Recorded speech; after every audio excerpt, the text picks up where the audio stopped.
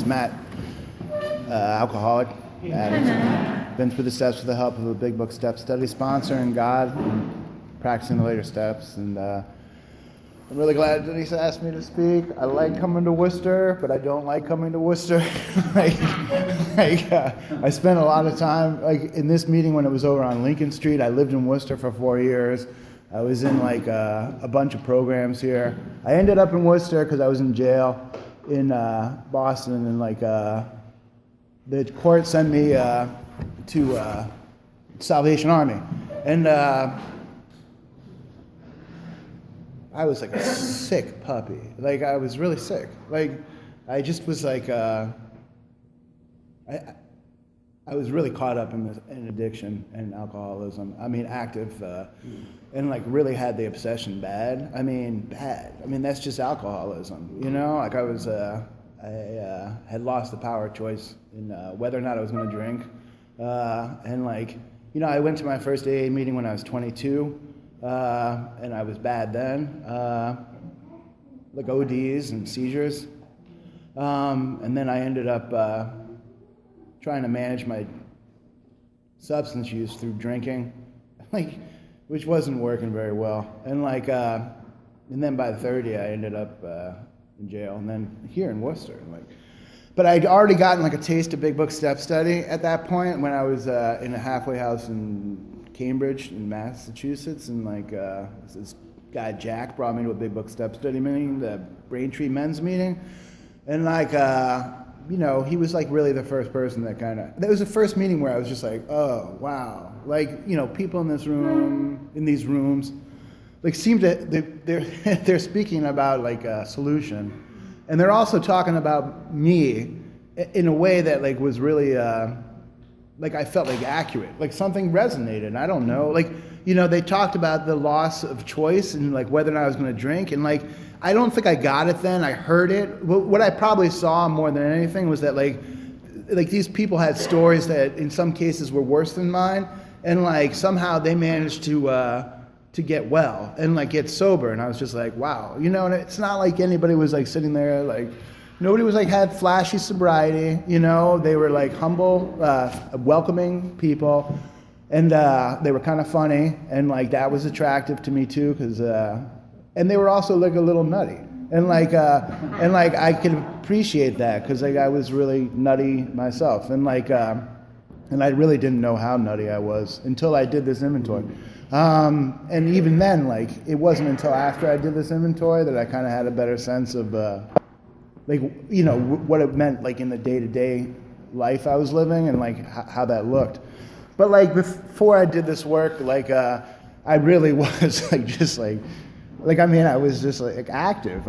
Whether I was sober or clean, I was like Jim that they talk about in the earlier chapters, where I was I had a lot of loss, that was because of my alcoholism, because of my thinking, and because of the way I lived life, which I was powerless over. That's the truth. I don't beat up on myself for the way I was. I become accountable for it, and I certainly feel the way. When you experience loss like that, and you experience destruction like that, over and over again, there's definitely some trauma involved there, and it wrecked me. I wasn't an unconscious person. I was conscious. I could even say that I really wanted to be I wanted to be responsible. I wanted to be actually what I really wanted was everybody else to like me. And what I really wanted was stuff. I wanted to feel okay. I wanted to feel good. I wanted to be comfortable in myself. And and I had no clue how to even get there.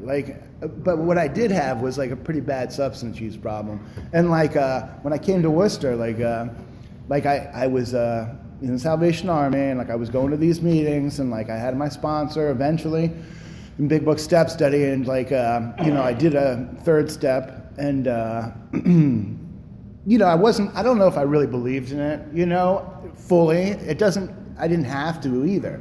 I did a whole bunch of third steps. I did third steps when I was under the influence, it is real. It's real. When you're really powerless over your substances and your alcohol and all, everything, I think that like somewhere inside of me there was a part of me that just really wanted to get well. And like, you know, I know that there's like in AA there's a message like you pick up after you've been sober for a little bit and like things had gotten better. That was like my story. And like I'd have people be like, you chose to pick up, you wanted to use more than you wanted to stay sober, which I don't think is true. Like I really wanted to stay sober. I was powerless over alcohol. Like that's the truth. Like, and I hadn't done any work and I didn't have a daily practice that kind of like kept me sober, you know? And like, so I was like untreated and like, you know, untreated, I'm going to pick up a drink again. That's just the truth. I mean, even today, you know, with some years sober and like doing this work, like I got to be on the ball. Like coming out to Worcester, like is not easy for me. Like it's like being on the tractor beam. Like, you know, like my habits here were so ingrained into my system that like coming here like is not easy. I just went to Jamaica for a week. And like everybody was smoking weed, like everybody, and like everybody's drinking, and like I didn't feel like using there, but I come to Worcester and like I want to go back to where I used to use. It's just bad. It's bad. And my life is decent right now. Like that's how slippery things get. You know what I mean? And like I just have to be on the ball like constantly. Like not all, you know, whatever. Like life is not bad. Like most of the time I don't think about like using, but yeah, that's just the way my thinking is. I mean, like when you use for like many years, like it's like second nature. Like it doesn't matter. It's still like defies like logic that it would even be mildly attractive, you know? Like, so I need like an intervention and I need like a higher power. Like there's just no doubt. And I need the people in these rooms and I need to like do things like this, like get up in the morning and come to Worcester to speak at a meeting. Like that's what keeps me sober. Helping out others, service work, all that stuff. But like, you know, when I did this work, when I did my 4th step, I was clueless and I needed somebody else's help. Like, there's just no doubt. And like, fortunately, what's the best thing about this Big Book Step study is that the directions are in the book. And like, I'd been coming to meetings for like those 8 years between I was 22 and like, you know, around like 29 or so. And like, I didn't know that there were steps in the Big Book. Like, I don't think like I saw the steps on the wall and like, and I really didn't, I didn't put together, maybe nobody told me that like you actually did the work. I don't know. I don't really know where my head was, but I kind of wanted what everybody had without doing the work. And like, and also I wasn't willing to ask for help, but like desperation, like put me into a place where like I was willing to ask for help or at least like say the words. I became willing and I became like somewhat open-minded. But I think like alcoholism is deeply ingrained. I think like it's so deep that it will like, you know, for me, like my head will tell me that like whatever, like it's not, it just, there's something that's like shutting me down and won't let me like reach out for help because I want to keep on using in some sort of messed up way. And like, so against my will, like I asked for help, I had a sponsor, and like doing the writing is like not easy. Like for me, it wasn't. Like I had to like say the 3rd step every time I wrote, and like there was a lot of resistance, like, you know, I mean, classic, like where like a week would go by and like, and I wouldn't write and I'd be like suffering, completely suffering in self. And like, you know, my sponsor would be like, oh, just like write like for like, you know, 15 minutes a day. And like, I'd be like, okay, no problem. And like, I wouldn't. And then I'd suffer more. Like, and like, you know, eventually it became second nature for me to write. Like I was just like, dang, like, and I really feel like that's like a crazy thing. Like that's really like where prayer works and where like somehow like, you know, and I really believe this now, like God has entered the picture at that point in time. I am doing something that I don't want to do. And like I ask for help and then I do it. And then like somehow like it sort of moves along, you know? And like it took a while for me to write. It took me a while. I've written twice. I relapsed once after writing, after 4 years of sobriety. So, you know, that's important to keep on like a daily maintenance of like, you can get through anything, I think, like sober, but like there's some things that are really challenging, you know? Like, and like if enough of those challenging things happen at a time, like, like relapse might happen, like it did to me, and like and that's okay. Like I feel like there's like thank God I'm alive, and thank God I was able to do the writing again. So, anyways, directions are in the book. It first asks you to write down a list of like names, institutions, and principles, and go back through your life and like just write down the names. And like that's what I did. I went back through my life and wrote down a list of names. The list of names was family. Like obviously like, was number one on the list, and like people like girlfriends, relationships, extended family. Lots of people I worked with, people I went to school with. Like I really had a lot of resentments against people in AA. So a lot of people in AA went on the list. And then there was like anonymous people that probably were like the person who did this and that. There was not a lot of that. I had pretty specific names on there. The first list I put together, like no joke, like okay, like I don't like really agree with this way of doing it, and I think things have changed a little bit in AA. In Big Book, but like I took like Fearless and Thorough from the very start pretty literally, and I think they used to do that. Like maybe they still do. Maybe still there's sponsors that do it. But I had like 800 names on my friggin' like 4-step, and like that's like nuts. Like but like I was that crazy. Like I was that angry. Like, or at least I thought I was. Maybe some of it was ego. I don't really know. But like if I thought about these people, I was so pissed off. Like. The conditions were like pretty bad. Like I was like homeless, right? Like of course I'm pissed off at everybody. Like everybody's got more than me, everybody got a better deal than me. Like whatever. Like there's all this story going on in my head. So like, I'm always less than, but you know what? I'm also better than everybody too. Cause like somehow even being homeless, like I somehow think I have the answers. And like, it's like, or I'm going to have the answers. I'm going to have like the magic solution that's going to make me like a millionaire or whatever. Like honestly, that's the crazy stuff that like I would think about. Like yeah, I don't even know. You got to hold on to something, I guess, right? Like when you're in that kind of condition, like maybe that's hope, but I don't know. But it was like delusional. So like, so I had this list of names. And I had a list of institutions. I was resentful against a lot of institutions. I'd say police were like pretty much right up there, and like any sort of like tax, like that kind of thing, or like people that I owed money to, every job, every business I worked for, and like schools and stuff like that too, religious stuff too, and then there's principles, like I had a little more difficulty with, like, but like stuff like, you need to get married and stuff like that, or like, to be honest with you, I still have a difficult time with principles. But when I run into them, like, and I'm thinking these things, that like a thing should be a certain kind of way, like sort of like the world should be a certain kind of way. Like it's usually a principle resentment that's going on with me.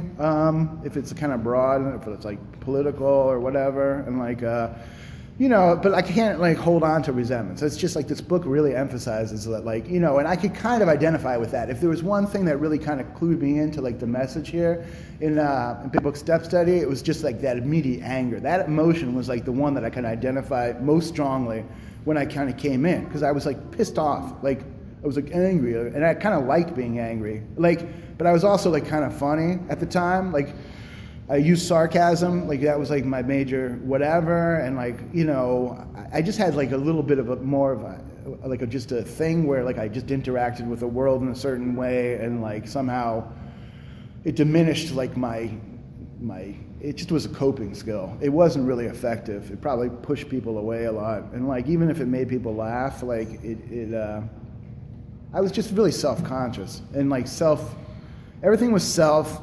It was very manipulative. Like I thought I knew what people wanted from me, but I'm kind of getting ahead of myself. So, as far as the directions go, I wrote down like my resentments, which is just be like, I am angry at my mom because like let's see, like what would be a good example of like family stuff, like Mom didn't give me enough attention when I was a kid.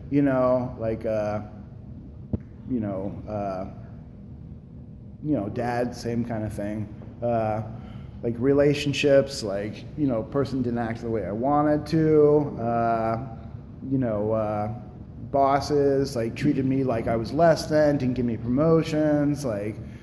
Friends didn't give me a lot of respect stuff. There was a lot of I didn't get enough respect from people, and then also approval. I didn't get approval and stuff like that from people. People didn't like me, or else they had more than me. A lot of jealousy. People had more than me. Oh, this person's got a nice car, and literally it was petty shit like that. Petty, people just kind of people that weren't alcoholic, just they had a trajectory where they just did life, and things came to them because they did the right thing, and I wanted those same things, but I just was very I didn't have them, and so I mean that was the running theme of my resentments, and then I wrote down what it affected: my self-esteem, my pride, in personal relations, sex relations, ambition, security, emotional security, financial security, things like that. And then I kind of had to answer. I had two different sponsors. I've had a few different AAs, 4 different big book step study sponsors. But 2 of them were the ones that kind of took me through the work, and more specifically this part, and the first time I did it, I just wrote down those words. The second time I wrote, my sponsor had me answer some questions about what those things looked like, and it was really helpful to kind of answer those questions. How did it manifest? How did self-esteem manifest? What was it about my resentments that how did I feel in reaction to that? I felt less than, often more than, everything was outsized. How did it affect my financial security? I'd ask myself this question. So there was a little bit more of a story, not a lot. My sponsors, as far as directions go, they were just keep things short, don't tell a major story. Resentment side of things, I don't need to explain to my sponsor, I really wanted to, why I was so resentful, because because it's my resentment, and I wanted to be, I wanted him to be yeah, you're right, it's the truth. I was the world had really screwed me over, and people were kind of messed up, and so luckily he caught that really early on, and I got it pretty straight. I got it, even if I wanted to whatever, I followed directions. That was cool. I followed directions, and it wasn't easy. And then I finished all that work, and then it asks you to do what we call here the turnarounds, which is you go back to the list and you put out what does it say? It says now this is good. Putting out of our minds the wrongs others had done, we resolutely look for our own mistakes. So I really had to I really had to pray on this stuff because I still wanted to tell that story. I really, and it was a struggle early on, when I was doing this writing to start the turnarounds. I was just holy smokes, I don't want to look at my part. And you know what? It was just directions. A lot of it was just write this despite the fact that I don't believe it sometimes. And I'm asking for help from God, and then I'm writing where was I selfish? I could identify selfishness pretty okay to a degree, what did I want in situations, and I wasn't completely naive in the sense of I understood that I had done some serious harm in the world, and and I understood that selfishness was kind of there, and they talk about it a little earlier, how does it manifest? Well, you know what, my will is my thinking. My selfishness are my will, my thinking combined with my actions in the world. So it's my thinking and what am I doing in the world, and to get what I want, basically, and that's how I lived my life. I had a certain kind of thinking that would always put me in a position where I would like do things to get what I want. And like oftentimes like I would like completely get screwed. Like I would screw myself completely. I mean, because like I had no clue. Like, you know, what I was doing. and that's like kind of what came up in the self-seeking behavior. But like, you know, as far as like identifying what I wanted you to do things like for me. I wanted you to think things about me that were good, you know, like I wanted your respect, you know, like, let's see, as far as dishonesty goes, like, you know, the main thing I was told to do was like, you know, what was the story I was telling myself, you know, and like, you know, so I kind of had to answer that question about like every single one of those resentments. And then like,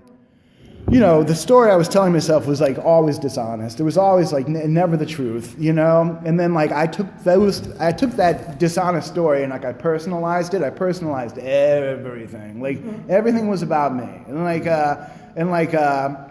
And oftentimes, like, you know, your opinion, you know, the way I felt about the world, like, you know, it wasn't necessarily good. So like, you know, as far as like, so I'm telling myself a story, like I told myself that like blah, blah, blah didn't like me. So, and there was a part of me that like believed that was true. Like this person doesn't like me and therefore like I'm not okay. And then I have to do something to kind of right that, you know? And like, you know, that's also the place that like there was like some like very common kind of phrases that I followed. Like, you know, I'd have false expectations about things. I put myself in positions like all the time, like where like I'd be like I would get in, like classic example, like, you know, it's a sex relation thing, but like, you know, I get myself involved with people that like I had no business being involved with. And like, then I'd be like, you know, how did I get here? You know, or this happened, like I got somebody pregnant and like I was just like resentful about it, you know, because I was like, how did that happen? And like, and then, you know, like, pretty obviously I put myself in that position. So so these are the kind of ways like I lived my life, like untreated, like, and like jobs were like another place where like I was just like I would take like really crappy jobs that paid like no money, and then I'd be really resentful at the bosses, and then I'd steal from the places I worked at to like get what was mine, you know, because they were screwing me. And I somehow couldn't get that I'd like I just put myself in that position, like, you know, and like shit had consequences, like, you know, I got arrested a bunch of times for this, you know, that's like a whole other thing. Like I, you know, when I did my 4-step, I was like kind of worried that like I'd miss out, like I'd miss things, like, oh, like, because they, you know, they tell you they're doing an inventory of like all the bad things like I did or whatever like that, and I was like, because it never like asks you like, please write down like all the bad things you did. It doesn't say that, like, you know, and like, but like I was worried that like somehow like, you know, all the like thievery I did would not get documented, and like, but of course it did, like, you know, because if I'm resentful at like such and such a place and then I stole from them, that came out in the next section, which is like self-seeking. You know, what things that I do to like get what I wanted, like. So I'm always doing all these things, like I was really manipulative, like I'd always like talk to people, like, you know, very self-consciously, like I'd have a conversation being like, what do you want to hear from me so that I can get what I want from you? Or like have you like think well of me or whatever, think certain things of me. It didn't matter if it was well or not. Like it just, I wanted you to like, I wanted like you to, first of all, I wanted most people to worship me.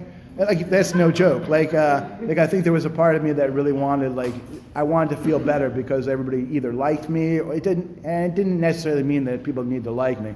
They just need to like know I was there. You know what I mean? And like so I was like validating myself like through other people like all the time. And like so that's not great. Like that it never really worked out. Like people don't really want to whatever. Like people don't do that, like, right? And like, you know, what other, drinking and drugging was like a big self-seeking behavior for me. Like inevitably, like I would return the drink. They talk about that in here. Like with this anger, with these resentments, like eventually I'm going to end up back in the drink. And like my resentments would end me up back in the drink. I relapsed like a lot. And I'd get some time together, and then I'd relapse. I'd have a month together. I'd relapse. I'd have like years together. Relapse. You know, so like. It always brought me back to the drink. So like my self-seeking behavior, a lot of like my sponsors just said like resentment is a self-seeking behavior. Being angry is a self-seeking behavior. You know, what else? Like self-pity was like a biggie for me. Like because I'm telling myself, I mean, I was like clinically depressed, like bipolar, whatever. I had like so many diagnoses from psychiatrists, like who like put me on medications at different points in my career, like of substance use, like, you know, because like, and all it was alcoholism. I mean, and I'm not like saying that people don't have like mental health conditions and like can be alcoholic too, but for me, like once I did this work, in all honesty, like I have been very well, and like or I've improved over time mentally, following my spiritual kind of wellness, and like, you know, all those, like nobody's diagnosing me as bipolar today, which is good, you know. So like, anyways, you know, fear was underneath everything. I didn't think I was fearful. I thought it was funny. You know, I thought I was like, I don't know what I thought. Like, I mean, when you're running like in the streets and stuff like that, and like, to like kind of use that as a measure of like my wellness and my lack of fear, that's what I was doing. Like when I first came here, like I was like, oh, like I could do, like I would end up in crazy situations, like, you know, and like, how could I be fearful? This was an important part of the work, to kind of identify like the major fears, like fear of others' opinions was really one of the major things. Not getting what I want, fear of not having control, losing what I have. You know, those are the four major ones that like kind of like everything else kind of like extend from there. And then like, you know, like, so if I had a fear of not being like smart enough, not being good looking enough, like not being like rich enough, like all those were like fear of others' opinions, you just in general, like, or it could be like a fear of losing what I have, like, you know, if I had something, like, you know, like I didn't want to lose it, like I do crazy stuff to kind of hold on to it, like, you know, but at this point in the work, like really, like it was just like inventory. You know, a lot of this stuff was like, it wasn't rocket science, like I could overthink anything. And like, the truth of the matter is the directions are really clear cut. And it's just action. And so for me to write things down, it was just a matter of just doing it. It's not like making like a lot of stuff. I didn't have to overthink things. I really just needed to do I needed to write down on paper, like I said before, like stuff that I didn't necessarily think was true. And eventually, like, I kind of came to buy into it. And like, I could kind of see that this was like more the truth of the matter, especially on the turnarounds. And I'll just end with this little thing about the sick man's prayer. Like, not an easy thing for me. Like, I always forget this part of the fourth step. And like, and so like when I come to a meeting like this and like I read through that part, it kind of reminds me of like what I need to do.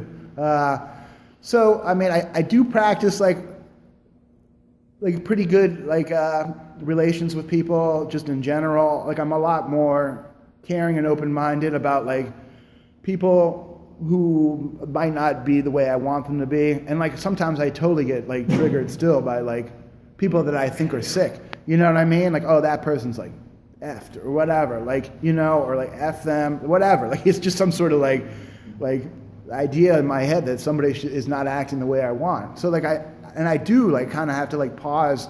It's just kind of more like a 10th step pause, but like it's like a pause when agitated. Because if there is that irritability in me, which, you know, happens like not unoften, like it happens probably daily, like I need to like kind of be aware that like something's going on that's like more along the lines of resentment. So, you know, I think this work like helped me right away. As I was doing this work, I was told to read 84 through 88, and like I could kind of see how this like was happening in my life on a daily basis. Like, but I didn't really have the tools to like sort of the relief that came in this section like came from doing the work and like bringing God into my life. Like I didn't necessarily have the ability to like change the way I thought at that point in time. I became more conscious of it. I became more aware of the way I did life. But like, and to be honest with you, I was still really pissed off like all the time. Like I was crazy. I was nuts. And like so this work has really helped me kind of identify and like become aware and just like follow directions. And that's pretty much like my 4-step experience. All right.